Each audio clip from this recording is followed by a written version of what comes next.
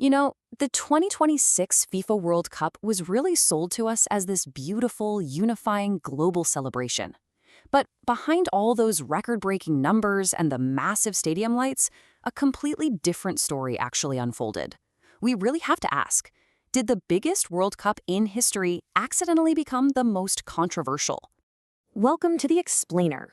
Today, we're diving into a massive paradigm shift in global sports. The 2026 World Cup is literally the largest international football tournament ever staged. But, as you're going to see, that massive, unprecedented growth, it set off a crazy, sometimes totally unpredictable domino effect around the world. So here's what we're going to cover today. First, the 48-team mega tournament. Then we'll get into the ticket price scandal, the record climate catastrophe, VAR and refereeing chaos, and finally, the Folarin Balogun controversy.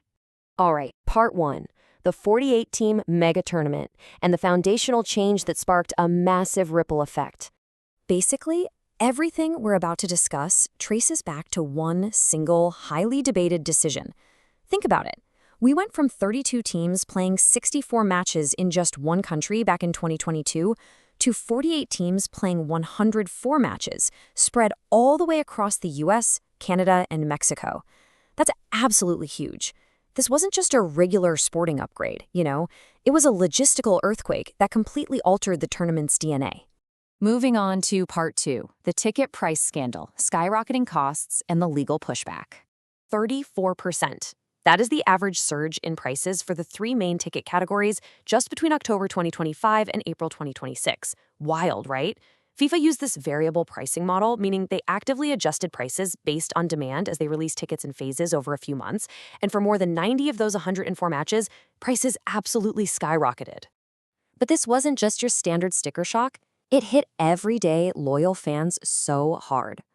Imagine paying top dollar for a premium Category 1 seat, only to show up and find you've been shoved to the back in a Category 2 area.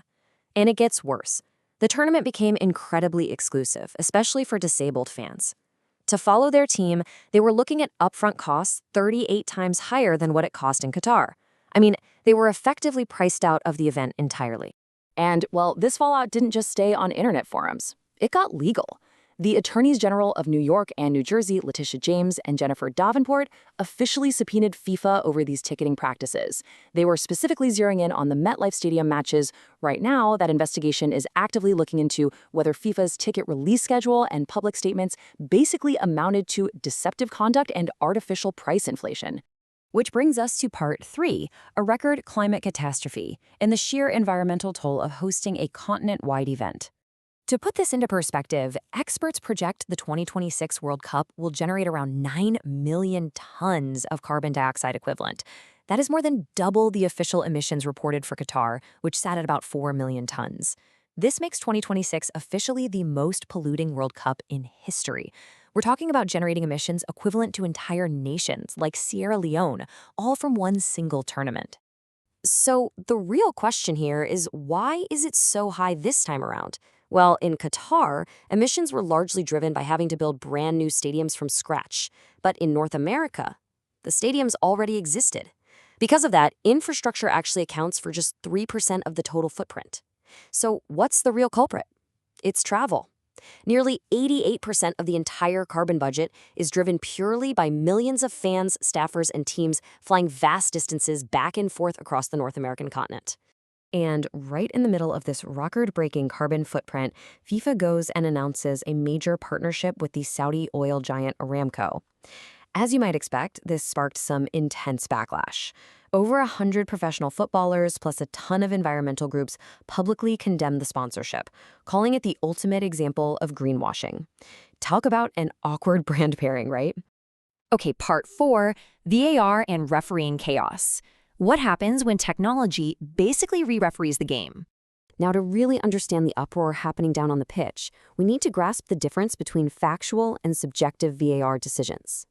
Factual decisions are objective. They use semi-automated measurements, like zooming in to see if a player is offside by a single millimeter. Subjective decisions, on the other hand, rely entirely on a human video referee's interpretation of fouls, intent, or things like mistaken identity. And it's exactly this subjective realm where critics are arguing that VAR crossed the line. They say it went from correcting clear, obvious errors to actually re-refereeing the matches from a booth. Two major examples really dominated the headlines here. First up, we had Cablegate during the England versus Norway quarterfinal. Norway strongly protested that the ball hit a spider cam cable right in the build-up to an England goal. Now, social media footage definitely appeared to show contact, but FIFA flat out refused to acknowledge it, relying instead purely on their connected ball data. Second was the dismissal of Swiss forward Briel Embolo against Argentina. Embolo was given a second yellow card after a highly subjective VAR review using the mistaken identity rule. It effectively took a yellow card originally given to an Argentine player and pinned it on Embolo.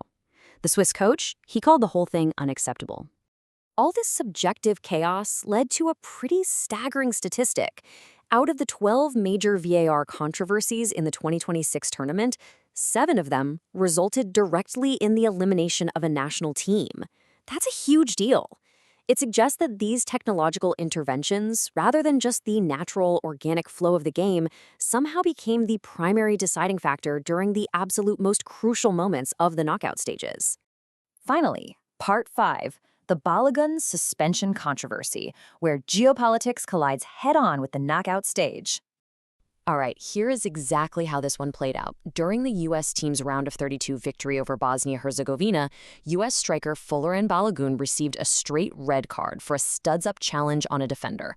Now, normally, that is an automatic suspension. Done deal. However, reports soon confirmed that U.S. President Donald Trump actually made 3 separate phone calls to FIFA President Gianni Infantino regarding the red card. Shortly following those calls, FIFA's disciplinary committee decided to invoke Article 27. This allowed them to suspend Balogun's ban for a quote-unquote probationary period. And because of that unprecedented move, Balogun was suddenly cleared to play in the team's massive, crucial match against Belgium. President Trump actually confirmed his involvement publicly, posting this exact statement on Truth Social. "Thank you to FIFA for doing what was right and reversing a great injustice." FIFA President Infantino later defended the process. He stated that, while he does receive calls from heads of state, FIFA's judicial bodies operate with complete independence. Well, as you can probably guess, the reaction from the rest of the footballing world was incredibly swift.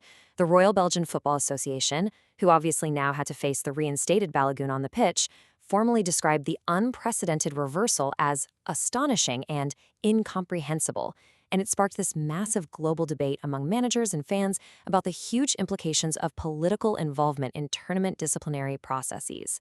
So we've looked at the massive logistical footprint, the soaring ticket prices, locking out real fans, a record-breaking climate toll, technological chaos on the field, and totally unprecedented geopolitical intersections. The 2026 World Cup definitely delivered a mega event, unlike anything we've ever seen before. But it really leaves us with one provocative question. As the beautiful game keeps expanding its borders and its profits, is it losing its soul in the process? Thanks so much for joining me for this explainer, and I'll catch you next time.